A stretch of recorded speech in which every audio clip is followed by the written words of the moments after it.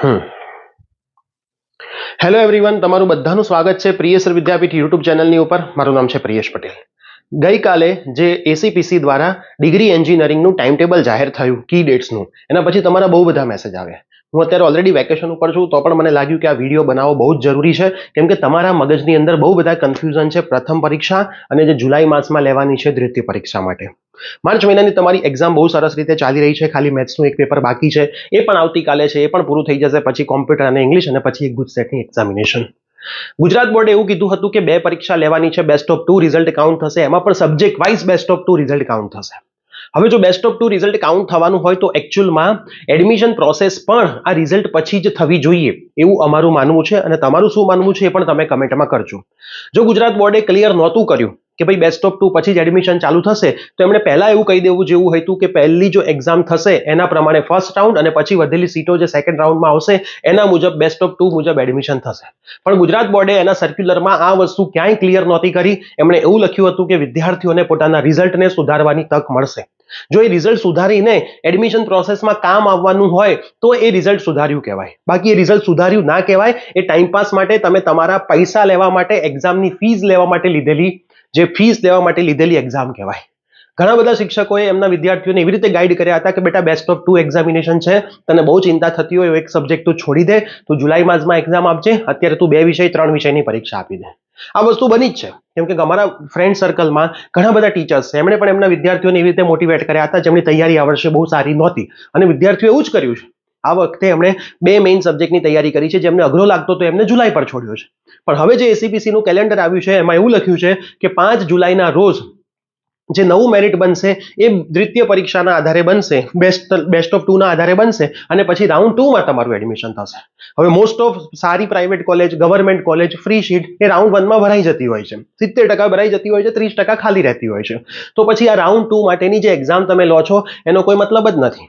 પહેલો એક સવાલ એ કે ભાઈ રાઉન્ડ 2 માં કોણ જઈ શકે, તો બંને એક્ઝામ આપે જઈ શકે. માર્ચ વાળા બી જઈ શકે, જુલાઈ વાળા બી જઈ શકે, એમાં કોઈ ચિંતા નથી. જુલાઈમાં 3 વિષયની પરીક્ષા તમે આ વર્ષે આપી શકવાના છો. ગયા વર્ષ સુધી 2 વિષયની પરીક્ષા હતી. ફેલ થયા હશો તો પણ આપી શકશો, પાસ થયા હશો તો પણ તમે આપી શકશો. હવે વાત આવે છે થોડાક ડેટના કન્ફ્યુઝનની. ગયા વર્ષે 15 જુલાઈના રોજ રિપીટરની એક્ઝામ થઈ હતી. 2-3 દિવસમાં બધા પેપર લેવાઈ ગયા હતા. રિઝલ્ટ આવ્યું હતું 25 જુલાઈના રોજ.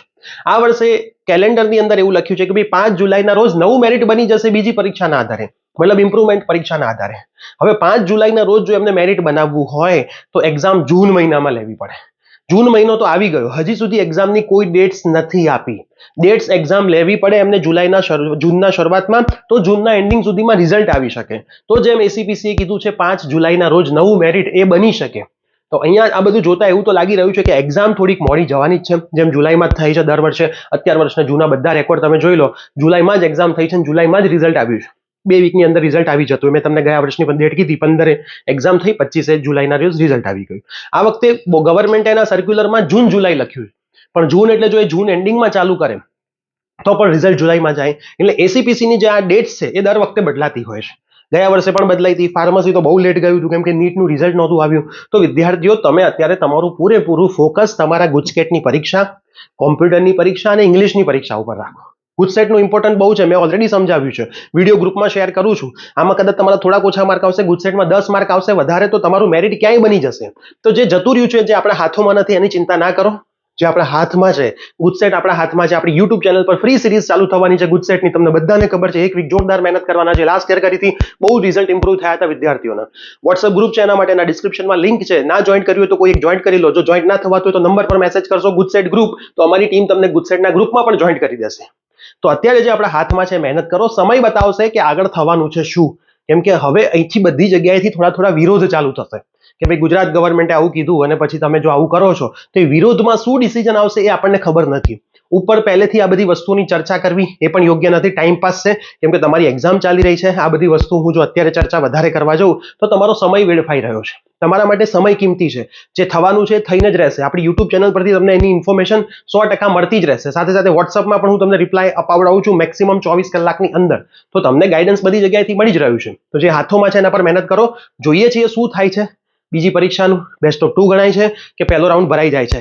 અને જો બેસ્ટ ઓફ 2 નથી થતું તો પણ બીજી પરીક્ષા આપ્યા પછી તમને શું શું ફાયદો થઈ શકે છે એની પણ હું તમને સાચી માહિતી આપીશ. ઘણા વિદ્યાર્થીઓ એવું કહે છે કે સર મારે પહેલી પરીક્ષામાં ઓછું રિઝલ્ટ આવવાનું છે તો હવે શું બીજી આપું, રહેવા દઉં, એડમિશનમાં પ્રોબ્લેમ થશે? બેટા બીજી પરીક્ષા આપવાથી, ઇમ્પ્રુવમેન્ટ એક્ઝામ આપવાથી એડમિશનમાં કોઈ પ્રોબ્લેમ નહીં થાય.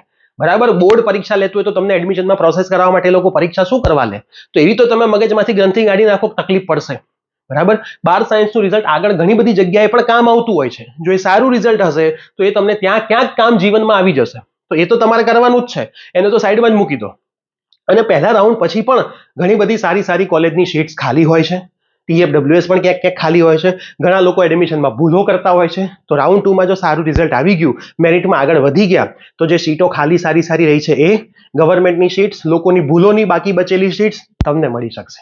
પણ તમારે કરવાનું છે શું? ચેનલને સબસ્ક્રાઇબ કરી દો, બેલ નોટિફિકેશન પ્રેસ કરી દો. એક એક નાની નાની વસ્તુ હું તમને આ ચેનલ પરથી સમજાવીશ. તમારે એક પણ માહિતી બીજે ક્યાંય લેવા જવાની જરૂર નહીં પડે.